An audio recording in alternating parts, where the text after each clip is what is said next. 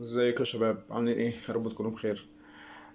رمضان خلص والعيد خلص، كل سنه وانتم طيبين. يا رب يعود علينا ايام بخير يا رب، وان شاء الله نكون في افضل حال ونقدر نعوض اللي ما عملناهوش في رمضان ده، نعوضه في رمضان الجاي باذن الله. وان شاء الله نخرج من رمضان ده نقدر ان احنا نثبت على الطاعات اللي احنا كنا بنعملها، ونفضل يا رب دايما قريبين من ربنا.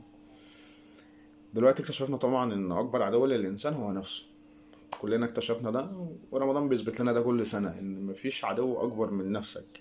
نفسك هي الوحيدة اللي تقدر تسوحك، ده حرفيا تقدر توديك جهنم. لا ابوك يقدر يعمل كده، ولا امك، ولا اختك، ولا اخوك، ولا اي حد. الناس اللي حواليك تقدر تأذيك، تقدر تجرحك. دي كلها حاجات بتخف او حاجات تقدر تتصلح، انما الحاجة الوحيدة اللي تقدر توديك ورا الشمس هي نفسك.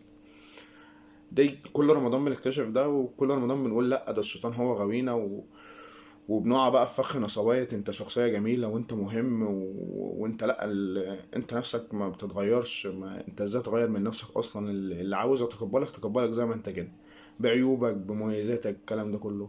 اللي مرتبط بيك يتقبلك زي ما انت ما ينفعش تتغير اصلا.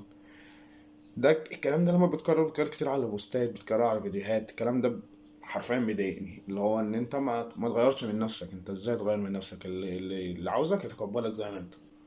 فخ النصابية ده كلنا بنقع فيه، وان فعلا اللي عاوزني تقبلني زي ما انا وكلام بقى بنسمعه كتير. تمام.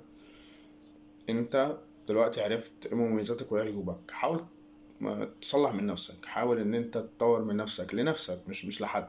مش لازم تغير من نفسك عشان خاطر شخص، مش لازم تغير من نفسك عشان خاطر حد. بس انت مضطر ان انت تغير من نفسك. اعرف ان كل حاجه في الدنيا لها مميزات ولها عيوب. مش هيكون عند الانسان اللي هو انت ما مالكش مميزات وعيوب. ان انت لا انت تمام. انت مهم، انت جميل، انت اجمل واحد في الكون. مفيش كده. مفيش حد بيقول لحد كده، ودي رساله خطر على العالم. ان انت اجمد واحد في الكون، وان انت ما ينفعش تغير من نفسك. دي صعبه عليك انت شخصيا. انت شخصيا لو ما غيرتش من نفسك دي بجد هتوديك ورا الشمس. نفسك لها مميزات ولها عيوب، انت لازم تصلحها. تقارن نفسك بنفسك، ما تقارنش نفسك بحد. خليك انت قدام نفسك وصلح من نفسك لنفسك. في رمضان ما بنقدرش نقارن نفسنا بحد تاني، لانها طاعات دي بتاعت ربنا. العبادات دي بتاعت ربنا، ربنا هو اللي هيجازي عليها. حتى لما بنيجي نقارن في الختمات. يعني مثلا حد يقول لك انا ختمت رمضان ده 5 مرات. واحد تاني يقول ختمت مرة ومرتين. ممكن عند ربنا المرة والمرتين دول أحسن. هو يعني ختم بهدوء، وقدر إن هو يفهم الآيات، وقدر إن هو يتمعن في الآيات، وفهم حكمة الآيات دي إيه. ممكن يكون المرتين دول عند ربنا أحسن، وأنت ساعتها بترد الرد ده. هي مش بالسرعة، هي مش احنا كلنا دايما بنقارن نفسنا بغيرنا. تمام. معظمنا بنقارن نفسنا بغيرنا، وفي الاخر بنروح لحتة ان لا، مش المقارنة مش صح. فانت لازم تعرف ده. ممكن في رمضان بتثبت حاجة زي كده ليك. زي ما قلت لك، في الختمات، في العبادات. ما ينفعش حد يجي يروح يقول لحد انا صمت النهارده احسن منك. هو عارف منين ان هو احسن منك؟ ممكن انت عملت حاجة بسيطة جدا، عند ربنا كبيرة. فاهمني؟ فانت بتقارن نفسك بنفسك، مالكش دعوة بحد. مالكش دعوة بحد. احنا كلنا في سباق. مش هقول سباق، خليها نقول ماراثون مثلا. الماراثون بيكون حاجة طويلة اكتر. كلنا بادئين من نفس الخط.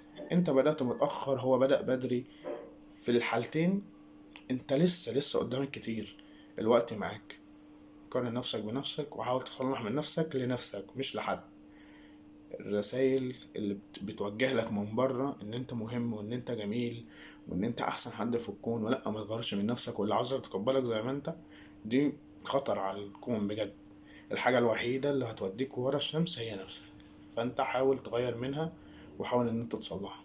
اسأل نفسك بعد رمضان ايه المميزات وايه العيوب اللي انا خرجت بيها من رمضان. يعني ايه مميزاتي، وايه عيوبي، وايه اللي اقدر اغيره، وايه اللي اقدر امشي عليه. يعني ايه اللي اقدر استمر عليه بعد رمضان. في ناس بتدخل قبل رمضان ما كانتش بتصلي، ولما تدخل رمضان ربنا بيهديها وبتصلي. فانت كمل. الحاجات التانية بقى. الحاجات التانية بتطلع منك. حاول ان انت تغير منها لحد ما توصل لحد شخص كويس. شخص كويس في كل حاجة. قادر لو انت في حاجة من جواك قادر تغيرها، غيرها للأحسن. وان شاء الله ربنا يكرمكم كلكم، وربنا يا رب يوفقكم جميعا.